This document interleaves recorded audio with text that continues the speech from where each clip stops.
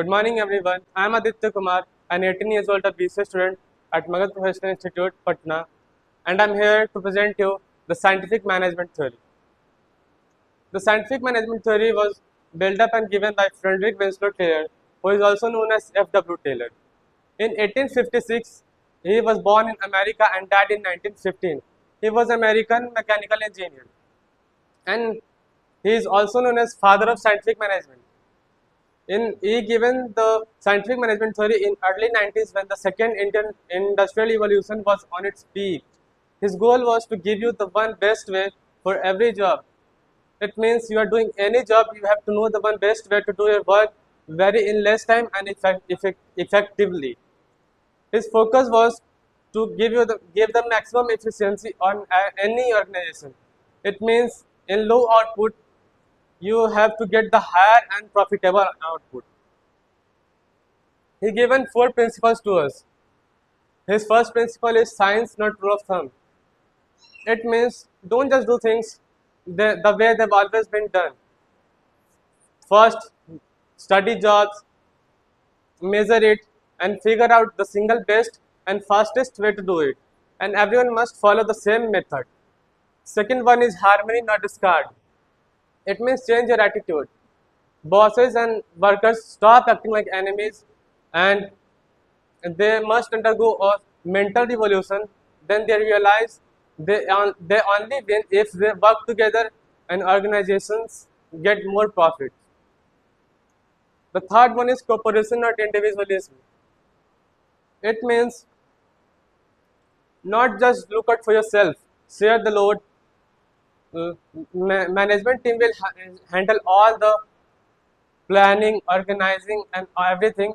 The worker just focus on strictly on working their physical work, not just you have to also handle all planning or organizing or anything. You just have to focus on your physical work if you are a worker on any organization. Third one is development on every personnel to their best efficiency and prosperity. It means picking up the best person for your specific job based on their skill. It is the best and very better training to train them how to do that work very perfectly and effectively, that they earn more wages and company gets more profits. These are the 4 principles he gives to us. And this he do the experiment in Bethlehem still in 1901. The name was pig iron. He saw that workers were usually loading 92 pounds block of pig iron onto the train cars.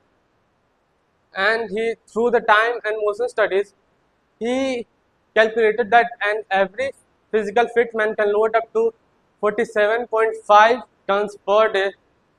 Then he swapped the usual workers to the physical fit workers. Then he get up to 200% profits to the experiment, and the experiment was very successful. He gives us the method is right worker and right training. This was his experiment in 1901. And now the key benefits and advantages of this scientific management theory. First is higher production. Production increased up to 200%. Second one is lower production cost. It means very low output, you have to gain very higher and profitable input, higher and profitable output. Third one is standardized procedures. It means you are doing work by using scientific studies like time and motion studies, not just doing traditional way like thumb up rule. Fourth one is better worker training. That means giving the better and bestest training to the workers, that they gain more wages and the company gets more profits and higher profits. The limitations and drawbacks of this scientific management theory. First is workers are treated just like machine, no motivation, nothing. Too rigid, no flexibility. The worker, they had just to follow the exact step-by-step instructions and the exact timing set by the management. They not have freedom to use their own idea. They make their own decisions or adjust the process even if they get the better and comfortable way to do the work. Third one is ignores human factor. In Taylor system, management team just focus on the speed and efficiency, and they use money just as They use money just as the sole motivator. They totally ignored the psychological and social need of employee. This was my presentation in scientific management theory. Thank you, everyone.